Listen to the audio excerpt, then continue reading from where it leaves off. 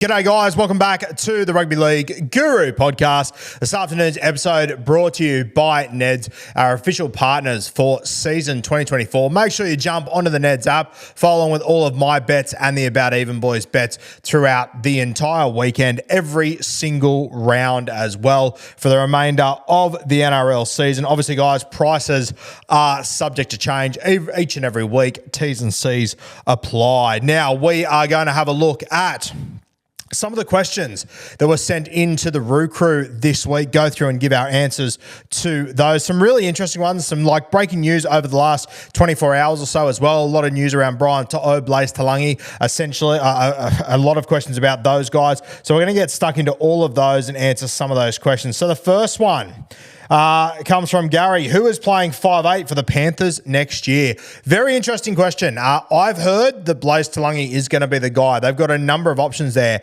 at the Penrith Panthers. Obviously, Dane Laurie, Brad Schneider, Jack Cole. I always thought Jack Cole would be the guy next year, but honestly, the way that Dane Laurie's playing at the moment, I know he's playing fullback, but just he's playing at such a high click. Wouldn't surprise me if he managed to get that spot. We saw him play there for the West Tigers last year, and he was tremendous in those games that he played.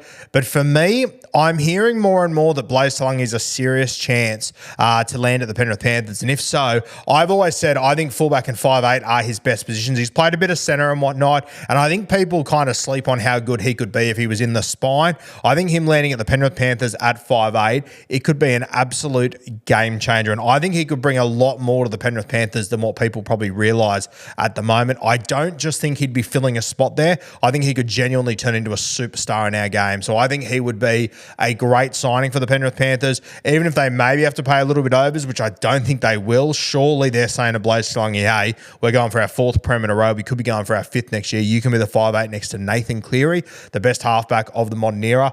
I think he just has to take it. So Blaze Talangi, I reckon he has every chance to land there. Off the back of that, I think that's where some of this Brian To'o chat has come from. Now, from what I've been told, the articles and everything about Brian To'o being disgruntled, I don't believe them to be true. I think Brian To'o is more than happy where he is. I wouldn't be surprised if this does open some negotiations for maybe an upgrade in his contract or something. But from what I've been told, I do not believe Brian To'o will leave the Penrith Panthers. From what I've been told, this has more to do with managers talking and whatnot. And I think it might have been taken a little bit out of context. But this could potentially explain more if Blaze Talangi was potentially going to the open market. Maybe there was a conversation about a player swap there, which I personally think would have been shut down very quickly by the Penrith Panthers and by management. But I think that's where this conversation sort of come from. Once again, could be wrong, but from what I've been told, Brian To'o will not be leaving the Penrith Panthers. He will remain there. He is happy there. Wouldn't be surprised if we get a little contract upgrade off the back of this, but I do not believe he will leave, and I think there's every chance that Blaze Talangi will join him at the Penrith Panthers next year. And Blaze, we've seen him play a number of positions. Obviously, there isn't a fullback spot, but there is a 5'8" spot. There's a number of guys lining up there, as we said, but I personally think Blaze Talangi would be a fantastic fit. Defensively, he's going to have some work to do. There's no denying that whatsoever. But the Penrith Panthers, the best defensive system we've seen in a long, long time, potentially ever. I think they find a way to get the best out of Blaze there and improve his game. So, yeah, I think Blaze Talangi will be the 5'8" for the Penrith Panthers next year. As it stands, we're hearing rumours. By the time you guys are watching this, maybe they'll be confirmed. I'm not too sure. But I'm hearing strong rumours that he will join the Penrith Panthers. So, super exciting for you Panthers fans, and other people might get the shits and whatnot, but realistically, the Penrith Panthers, they haven't done too much in the market over the last couple of years. They've let a lot of guys go and brought very few in, very few stars as well. Isaiah Papali'i is probably their highest priced and their biggest recruit they've had over the last few years. And Blaze might be able to top of that, but right now where Blaze is at his career, I don't think he's more. He's obviously not more experienced than Isaiah Papali'i. He's not a bigger player in our game. But I think he's got endless potential, Blaze. And this is why I kind of want to see him at fullback for the Parramatta Eels. If he's got an opportunity to go play 5'8" at the Penrith Panthers alongside Nathan Cleary, I think it's an opportunity you have to dive at. And personally, it would have to be a huge pay cut for him not to look at it. But I'd be willing to sacrifice upward of $300K for that opportunity. It's going to be worth more in the long run. So I hope Blaze makes that decision. But a very good question there. What about this one from Gumboot?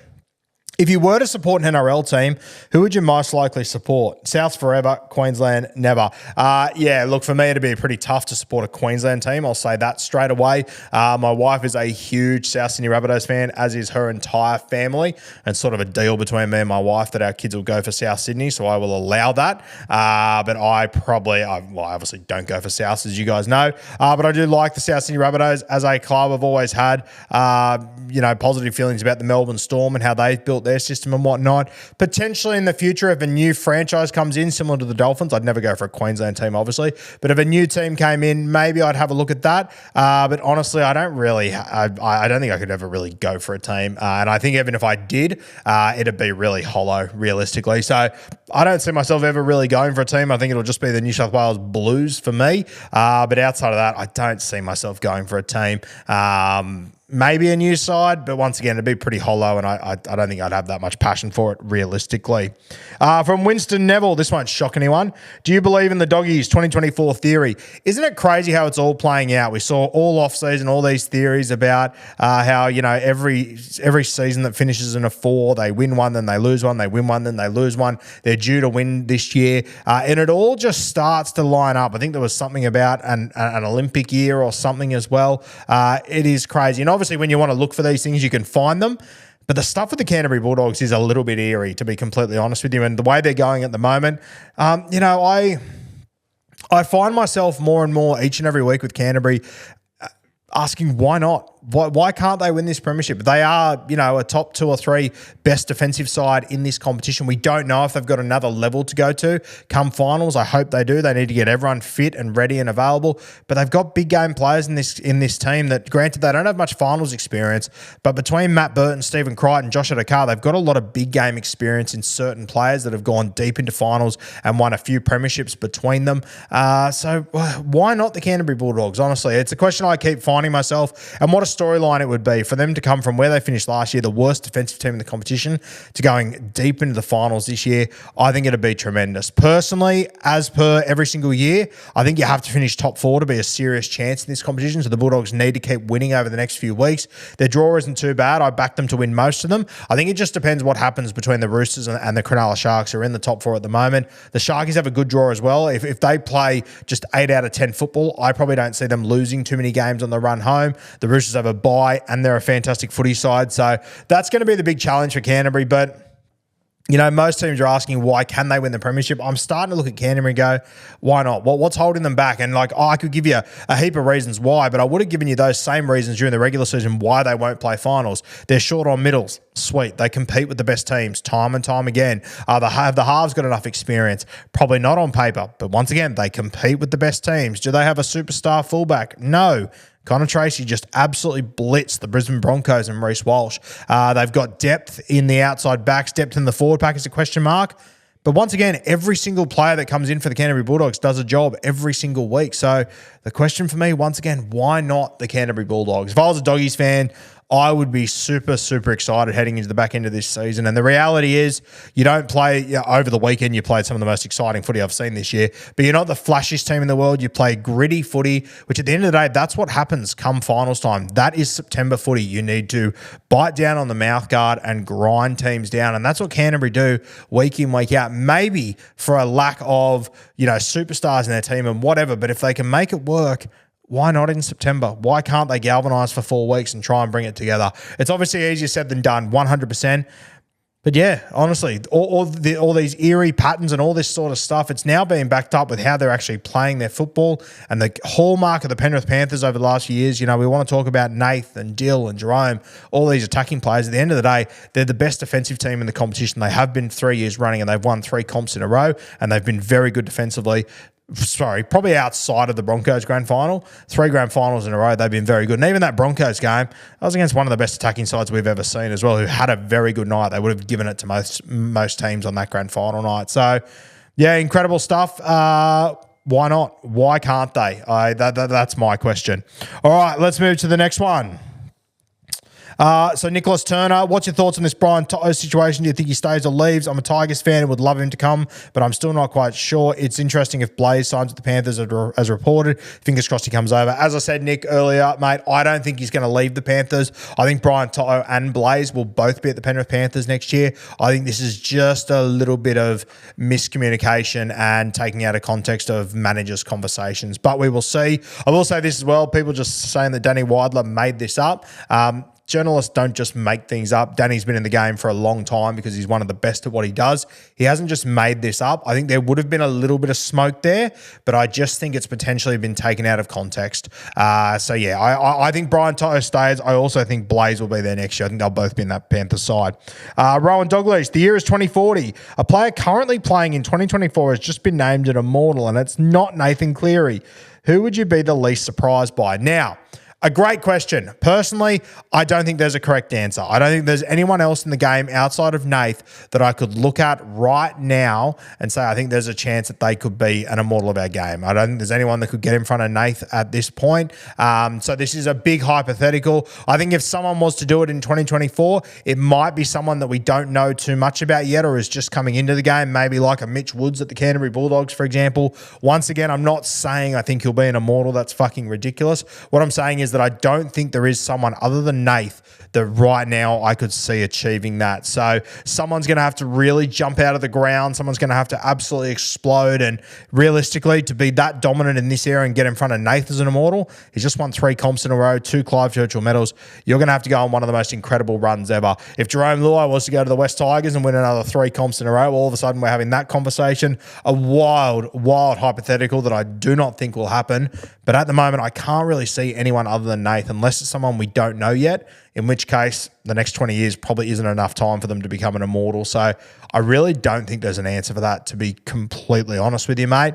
There's no one in the rep arenas right now that I think could elevate themselves to that level. I think your Mitch Moses, I don't think he's achieved enough at the point he's at. Cam Munster, he'd probably have to win the next couple of comps in a row for the Melbourne Storm to be considered for that. So I don't really see it. Harry Grant would have to go on an unbelievable run, but there's just no one that stands out to me as even having the opportunity to do that. I think Turbo, incredible player, but I think he's had too many injuries and he's getting older now and he hasn't won comps yet, so that plays against him. I just don't see anyone. I'll tell you who is the only one that I think maybe could potentially be a sniff, and it's a wild shot, but if the Canterbury Bulldogs go on an incredible run here and they win a couple of comps in the next few years, Stephen Crichton might be in calculations realistically. And I know people will laugh at that, but he's a centre that's won 3 comps. He's come up with some of the biggest plays in grand final history. He is now the premiership winning. He's now the captain of the Canterbury Bulldogs. If they go on to win comps after struggling for a long time and he's the captain of this side, if Canterbury were to go on a similar run to the Penrith Panthers, then maybe Stephen Crichton comes into calculations. What he's doing for Samoa, got them to a World Cup final. He's doing really well in State of Origin now as well. So Critter's probably the next one that I see as possibility, but it's a huge long shot and I don't see him catching Nathan from centre. I think it's just going to be too hard to do. But when you get to the end of Stephen Crichton's career and you look back, if he's a successful premiership winning captain with the Canterbury Bulldogs, you're going to look back and go, well, hold on, 3 premiership victories, came up with the intercept in the 0-1 grand final, was huge in the 22 grand final, was massive in the 23 grand final, scored a try, came up with key plays, the Samoa game. There's a lot to take in there. He's very young. He's still got 10 to 12 years in front of him as potentially the captain of the Canterbury Bulldogs. If they were to win 4 or 5 comps in that period, Stephen Crichton, all of a sudden, you're looking at 6 and 7 premierships. Maybe he comes into calculations, but he's probably the only one that I think has achieved a lot at a young age that could potentially get there, but I don't think so. Really good question. That made me think. And once again, all the names I mentioned, your Mitch Woods, your Cameron Munsters, your Harry Grant, your Stephen Crichtons, they are hypotheticals. If I had to pick someone, I do not believe they will get there. I can already see the comments. You said Mitch Woods had been Immortal. Not what I'm saying. Don't take it out of context. Let's have a look at Sam. Do you think Cleary's Supercoach scores will start to drop when Edwards returns? No, I don't. I actually think that Edwards' Supercoach scores will drop based on what he's done throughout the year because Nathan Cleary is back. I think it'll go the other way. I think Nathan Cleary, I don't think Dylan Edwards will impact him all that much unless there's stats out there to prove against that. But even then, I would add in my own context. And I personally think it is Nathan Cleary is the guy and he will remain as one of the top scorers in Supercoach. I don't think Dylan Edwards will impact him too much. To be completely honest with you, Dylan Edwards might help him. They might be more dominant with Dylan Edwards. They would probably probably win better field position with him back in the side. So, no, I don't think it impacts Nath Cleary. I think he's going to absolutely kill it on the way home. And if you don't have him, I think you need to buy him now because I don't think Edwards impacts him all that much. If anything, once again, they're better with Dylan Edwards out there. He'll probably kick more goals. Sweet. I don't see it as a concern. Last question we had, Roger that. Is Blaze a replacement? As I said, guys, I don't think so. I think Blaze will end up at 5'8" for the Penrith Panthers. Hey, Roo, if you were the Tigers with a $2 million war chest, what would you do with it? Great question. I don't know. I'll tell you what, if you could find a way to price Stephen Crichton out of the Canterbury Bulldogs and bring him over there, maybe that would be a huge play to pair him up with Jerome Luai, Brian Toto, these sort of guys. But I'm not really sure what I would do if I was the West Tigers. I think you need to find the right personalities to bring into this side, and whoever that might be, I'm not quite sure who it is. But you've obviously got Jerome Luai, you've got Appy, you've already got key figures there. Maybe a more experienced front rower. You have got Clemmer, but I think you want to find someone a little bit more in their prime to potentially bring to the club. But yeah, $2 million, the West Tigers, it's probably only going to get them 2 quality players because they're probably going to have to pay overs to get guys there. Taruva's arriving, which I don't mind as a signing, but I think that'll be interesting to see how it goes. Luai's a huge one. Hopefully he can start to turn culture. That's what I'll be looking for, guys that can turn culture at this club. That's what I think that's what they really need to find to start to turn this place around. Instead of just the best players, they need to find guys that can turn culture. Obviously, Stephen Crichton is one of the best players, but the way that he's changed the culture at Canterbury, that has been the obvious key for me. The other one is Nath Cleary with $2 million. Do you throw the kitchen sink at him? I probably don't think he'd take it, but something to consider there. Guys, that will do us with our questions from the Roo Crew. Today's episode brought to you by Neds. Jump on there, follow along with all of our bets each and every week. Prices subject to change, T's and C's apply, and available on the website. What are you really gambling with? For free and confidential support, visit gamblinghelponline.org.au. What are you really gambling with? For free and confidential support, call the number on the screen or visit the website.